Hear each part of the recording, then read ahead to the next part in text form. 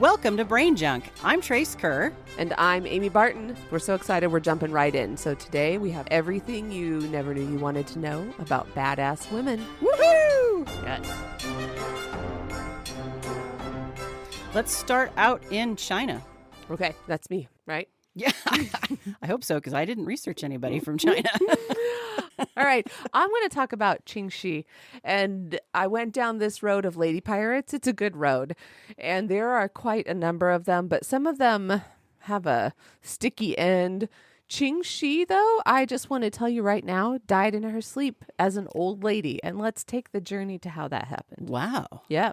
Qing Shi was born in 1775 and was actually a Cantonese prostitute in the city of Guangzhou, and she was good at it. Apparently, there was one article that basically said she was super good at pillow talk, and so she kind of understood the influence that she could gather information and then wield that influence discreetly. And so she branched out from there into piracy, as one does. Of course. But that's kind of where it started. She had this opportunity and she actually ended up marrying a pirate who was Cheng Yat. And this is from thewayofthepirates.com, by the way, is where I found some of my research here today. So she had a decent sized empire before she met Cheng Yat and married him, and they united their pirate empires. Aww. Yeah. So there's a number of stats, but the one I saw most frequently is that at the height of her piratey reign, she had approximately 70,000 pirates aboard 1,200 vessels. That is a lot of pirates, and that is a really big empire, and this is not the cell phone era. There's no connection. These were just people allied to her all over. The really interesting thing to me about her, she was respected and maintained control of this fleet even as a woman because she had some really distinct rules. Pirates who gave unsanctioned orders or who refused to follow orders were executed on the spot. So if you did not toe the line, you didn't follow the chain of command, that was it. There was no shenanigans. Stealing from the public fund of captured goods or money, or raiding villages that supported the pirates, also punishable by death. Wow. So it was all about the community with her. All captured goods, money, or slaves had to be presented for inspection. The war rewards were handed out in a predetermined way. There was structure. And the biggest one was that she absolutely prohibited anyone from having sex with or raping female captives. So the pirates could marry the captives. That's unusual for that time period and for pirates, I think. And once again, punishment was death. Other offenses were punishable by flogging, ironing, quartering, and mutilation. This was almost exclusively performed on deserters. So I don't know, but I think the problem became at the end, her fleet was so big and cumbersome. Her husband died and he had an adopted son, and she romanced adopted son. So it carried on. Yeah, I'm hoping that he was an older adopted son at the time she came into the picture. Don't know. Different time. Different. That's true. Maybe she's trying to solidify her political stance there in the pirate. Yeah. Okay. So that was 1807. She took complete control. By 1810, it was just so big that her alliance was broken up into 6 groups, and she elected to take that opportunity to peace out. Her stepson/lover also did the same. And interestingly, the emperor of China at the time offered her the opportunity, like, would you like to stop pillaging and pirating and just walk away? Yes. And same for him. They both received full royal pardons, and he was a pirate hunter after that. Wow. She returned to her life in the brothels, but she could afford her own then, so she was the boss. Died in her sleep in 1844 at the age of 69. Wow, that's a full life. It is.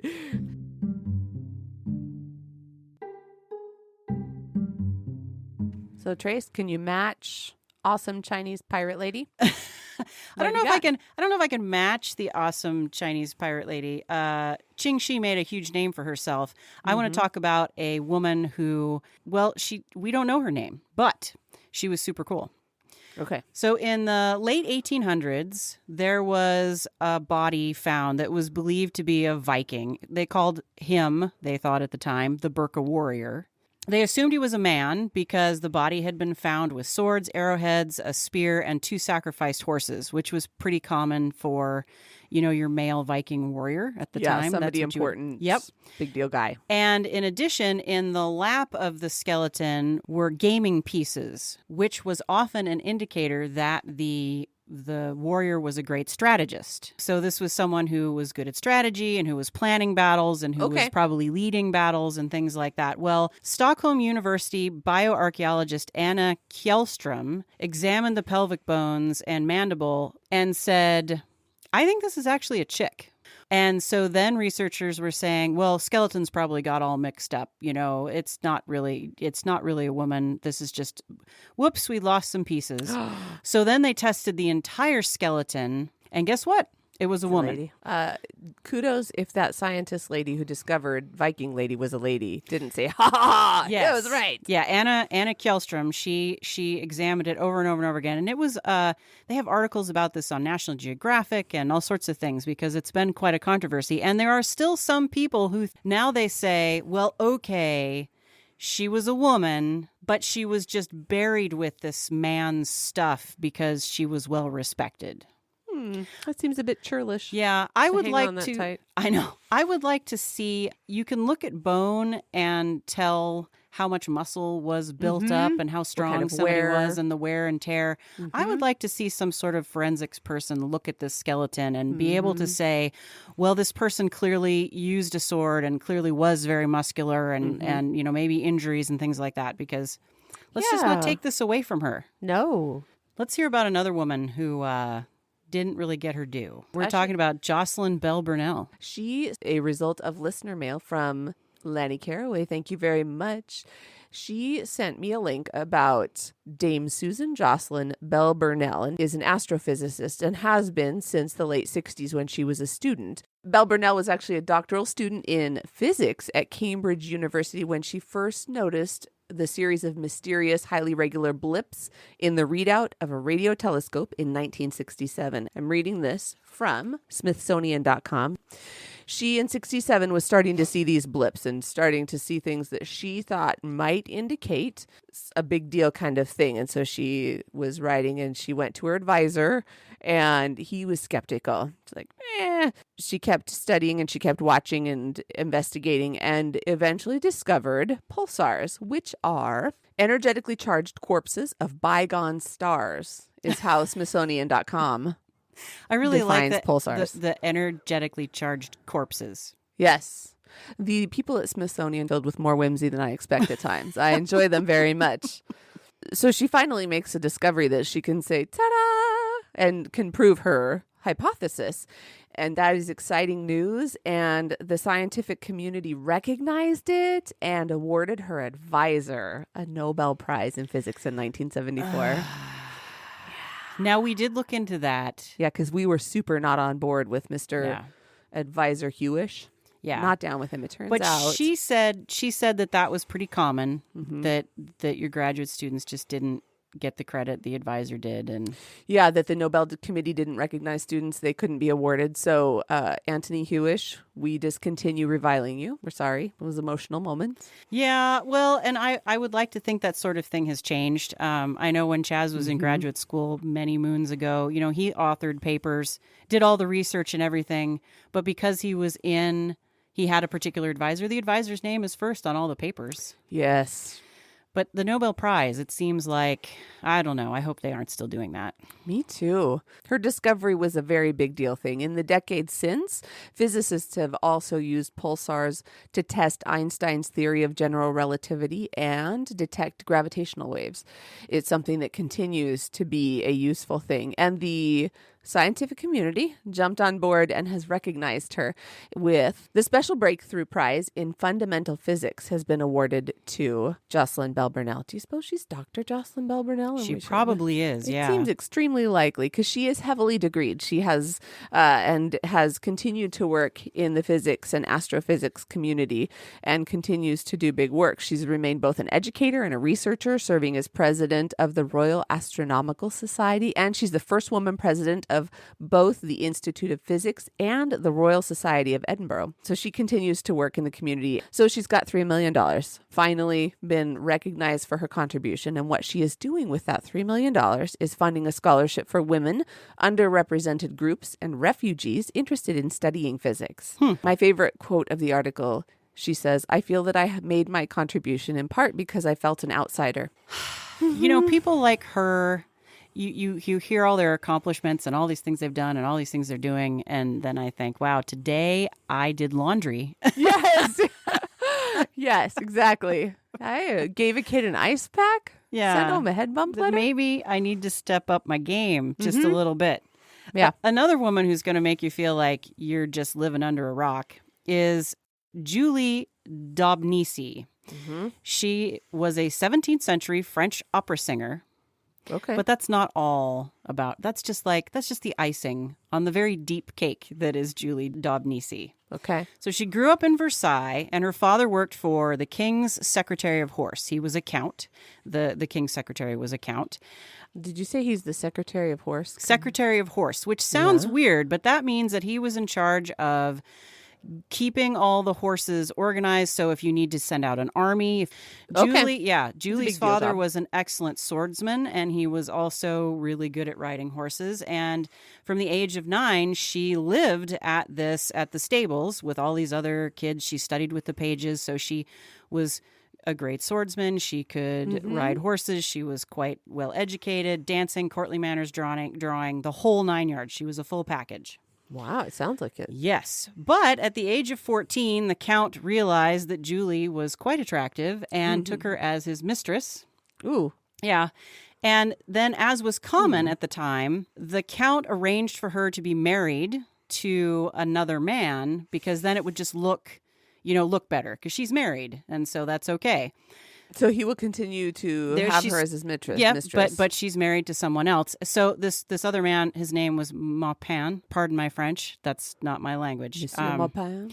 Yes. Oui. Well, so he arranged a marriage for her to this man named Maupin. After the wedding, he was transferred to the south.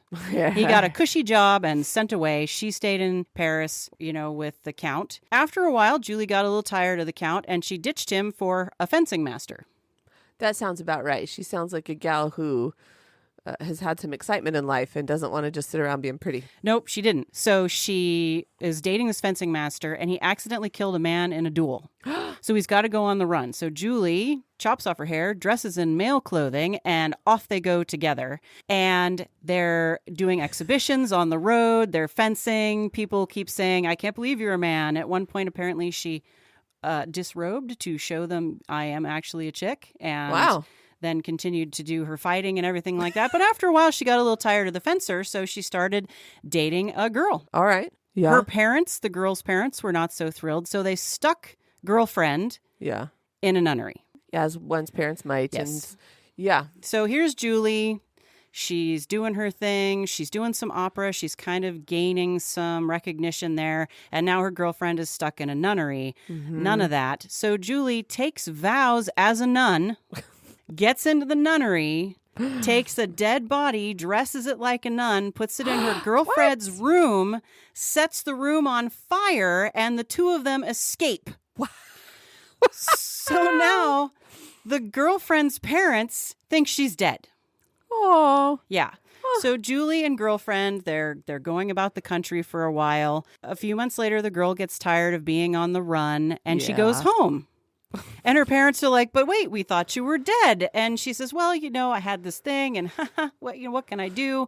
So Julie Dobnisi is tried in absentia, and she's going to be burned at the stake if anyone can catch her. Whoa. Yeah, well, because they weren't... What was she accused of? Well, it was because she had burned down this nunnery and pretended to be a nun.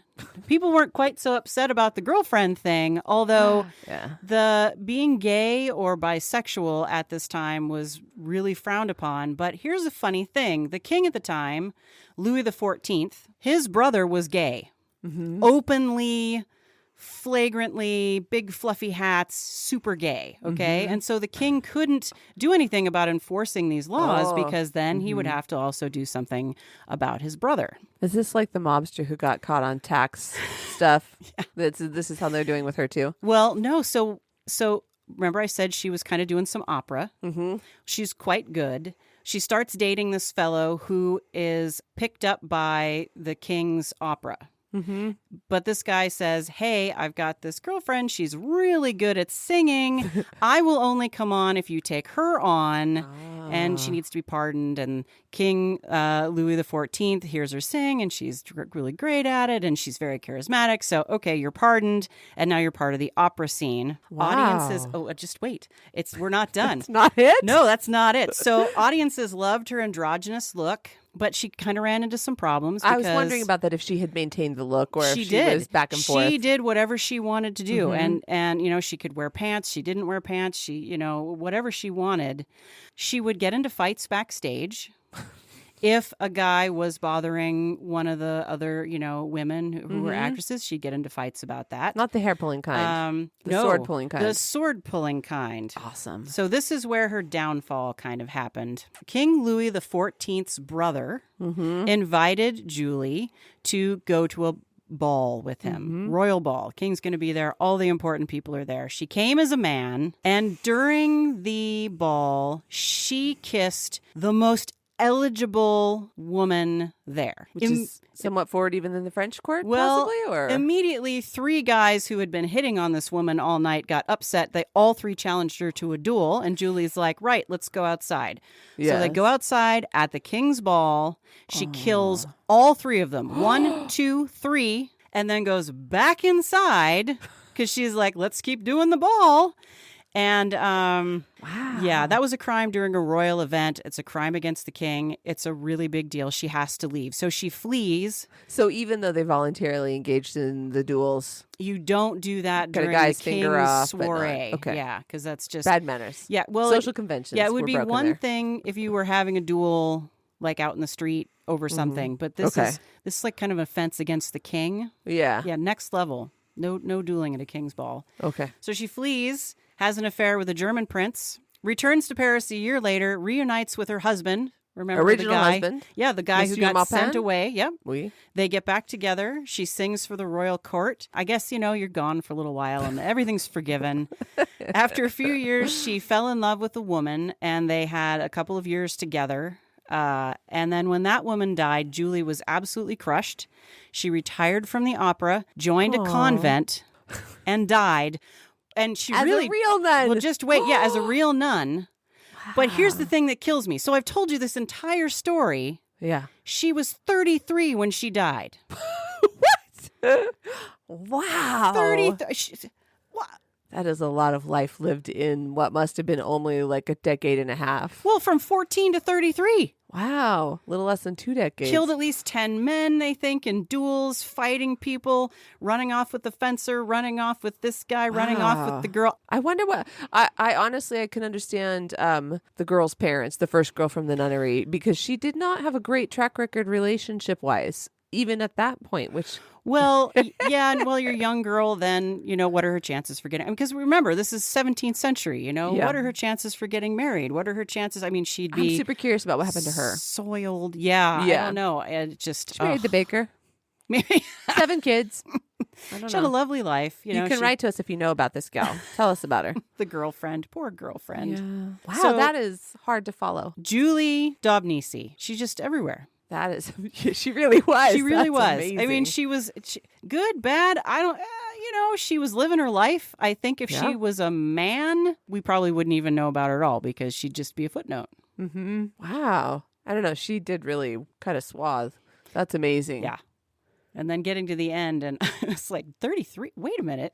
I went back and I read all my notes. Like, how many relationships was this, and how many countries? And wow, that's remarkable. There we go. We had to just have a little moment. We all had a head shake for Julie. Yeah. So if you know of any badass women that we missed, your favorites, This is just the first of many Badass Women Yeah. episodes, I think. You can find us on brainjunkpodcast.com. You can also send us questions or comments at brainjunkpodcast@gmail.com. We love listener mail. Catch past episodes wherever you listen to podcasts. And if you can, please like and subscribe. We're on Facebook and Instagram as Brain Junk Podcast, and you can find us on Twitter as @MyBrainJunk. Trace and I will catch you next time when we share more of everything you never knew you wanted to know, and I guarantee you will not be bored.